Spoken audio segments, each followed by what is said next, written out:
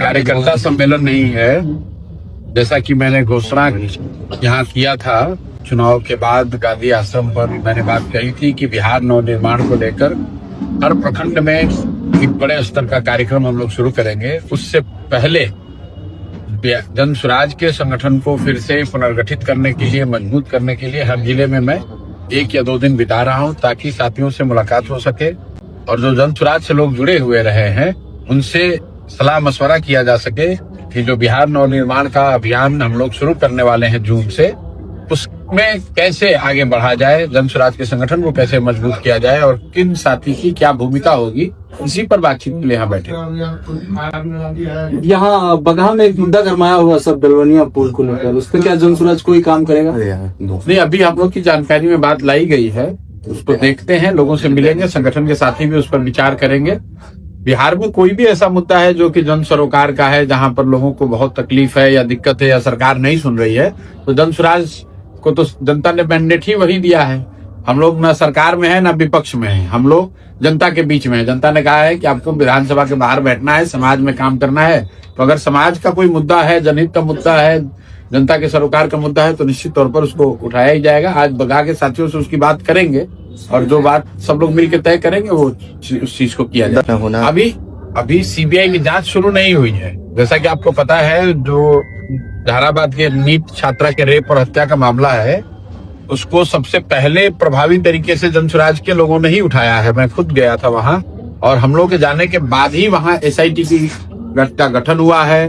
2 जो वहां पर पुलिस पदाधिकारी हैं उनको सस्पेंड किया गया है, क्योंकि उससे पहले तो प्रशासन का जो रुख था, जो आप लोगों के माध्यम से हम लोगों ने देखा कि प्रशासन ने तो ये कह दिया था कि उस लड़की ने आत्महत्या किया है। लेकिन जन स्वराज जैसे दलों का, संगठनों का प्रभाव है कि सरकार पर दबाव है और हम लोग का ये विश्वास है, अभी आशा है, विश्वास है कि जो सरकार ने कहा है कि इस पर न्याय होगा वो न्याय करेंगे। अगर नहीं करेंगे तो हम लोग यही हैं, फिर उस बात को फिर से उठाया जाएगा। अभी तो सरकार ने एसआईटी बनाया, एसआईटी ने कोई रिपोर्ट दिया नहीं। बीच में सरकार ने कंफ्यूज करने के लिए कह दिया कि अब सीबीआई को दे रहे हैं। सीबीआई ने काम को कुछ शुरू नहीं किया है। तो अगर हम लोग अभी कुछ कहेंगे तो सरकार, ये पता ही नहीं कि उस केस का जांच कौन कर रहा है। लेकिन आप इस बात पर भरोसा रखिए, इस बात का कि उस छात्रा के साथ जो गलती हुआ है, हम लोग जन स्वराज के लोग खड़े हैं, हर हालत में उनके साथ इंसाफ होगा। सरकार का जो रवैया है वो टालने का, देरी करने का या लोगों को बचाने का है। जन स्वराज उसको देख रहा है। हम लोग अपनी पूरी ताकत से जो सच है उस सच के हिसाब से लोगों पर कार्रवाई होनी चाहिए। अभी सिर्फ 2 पुलिस पदाधिकारियों पर कार्रवाई हुई है। असली दोषी जो है, जिसने उस छात्रा के साथ दुष्कर्म किया है या जो लोग भी उसमें शामिल हैं, उन पर कार्रवाई होकर ही रहेगी। नहीं होगी तो जन स्वराज उनके साथ खड़ा रहेगा, उनकी आवाज बनकर बात उठाएगा। यादव को भी गिरफ्तार किया गया है। यादव को हमारी जानकारी नहीं है कि किस मुद्दे में गिरफ्तार हुए हैं। ये उनके और कोर्ट का और सरकार के बीच का मामला है। 30 साल पुराना केस है। अब भैया केस कितना भी पुराना हो, अगर आपने गलती किया है तो आप पर कार्रवाई होगी ही होगी। क्या लग रहा है आपके इस अभियान में जनता साथ देगी? चूंकि बिहार विधानसभा चुनाव में जनता का समर्थन है। भाई, जनता साथ देगी कि नहीं देगी ये तो जनता को तय करना है। हम लोग जनता के साथ खड़े हैं, हम लोग जनता के मुद्दों पर खड़े हैं। अगर जनता के मुद्दों की बात नहीं हुई होती तो आज बिहार के बुजुर्गों को, विकलांगों को, विधवाओं को 1100 रुपया कहाँ से मिल रहा होता? आपको 125 यूनिट फ्री बिजली कहाँ मिलती? 10,000 रुपया चुनाव के दौरान आपको कभी कहाँ मिलता था? तो अगर जन स्वराज जैसा संगठन मजबूती से जनता की बात को उठा रहा है तो उसका फायदा जन स्वराज को हो या ना हो, जनता को तो उसका फायदा है ही। आज अगर कोई दुर्घटना हो रही है, आज आपके पुल का ये मामला है, तो आपके पास क्या विकल्प है? आप जनता के पास एक ही विकल्प है कि जन स्वराज के पास चलो। जन स्वराज के लोग अगर बात उठाएंगे तो सरकार सुनेगी। तो जो अगर सरकार को, जिसको जनता ने जिताया है, वो तो भ्रष्टाचार तो खत्म नहीं हुआ। सरकार का जो के अधिकारियों का जो रवैया है वो तो नहीं बदला है। अधिकारियों का जो जंगल राज चल रहा था, भ्रष्टाचार जो दमन है वो तो चल रहा है। बेतिया राज जमीन का अधिनियम जो आया अधिग्रहण का, कल होके अगर उस पर कार्रवाई होने लगे तो जन स्वराज को छोड़कर दूसरा कोई बचाने वाला नहीं है। हम लोग तो जनता के साथ हैं। जनता को तय करना है कि उनको किसके साथ रहना है।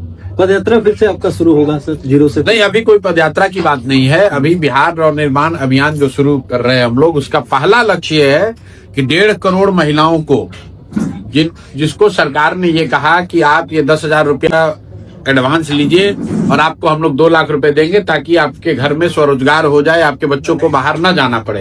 ये जनसुराज का मुद्दा है। अगर सरकार उसको कर रही है तो हम लोग उसका सरकार का समर्थन करेंगे। अगर सरकार नहीं कर रही है तो हम लोग लोगों के साथ मिलकर सरकार पर दबाव बनाएंगे।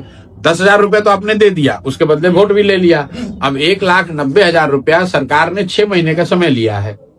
अपनी घोषणा में सरकार ने कहा कि 6 महीने के बाद जो लोग जिनको 10,000 रुपए दिया गया है उनको 2 लाख रुपए मिलेगा ताकि लोग स्वरोजगार कर सकें।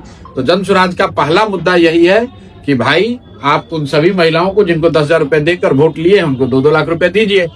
और इससे पहले से जो एक मुद्दा हम लोग लेकर चल रहे हैं कि जो यहाँ पर दलित और अति पिछड़े समाज के लिए 3 डिसमिल जमीन देने की बात हो रही है, ये आंदोलन जनसुराज ने शुरू किया था।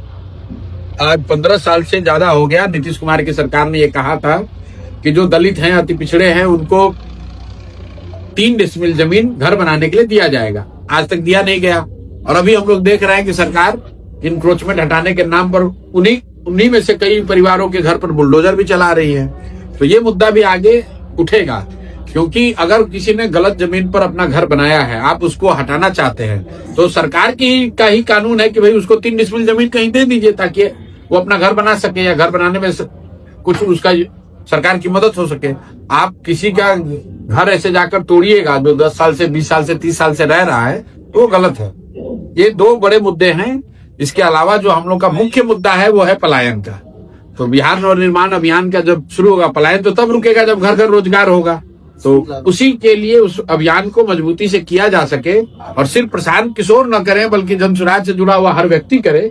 इसीलिए हम लोग हर जिले में जा रहे हैं, वहां के संगठन के लोगों को, साथियों से बातचीत कर रहे हैं और उनको इस बात के लिए तैयार किया जा रहा है, प्रशिक्षित किया जा रहा है कि भाई जब ये नवनिर्माण अभियान हम लोग शुरू करें इन 2 मुद्दों पर, तो घर घर इस बात को हम लोग मजबूती से ले जाकर जनता के बीच में रख सके।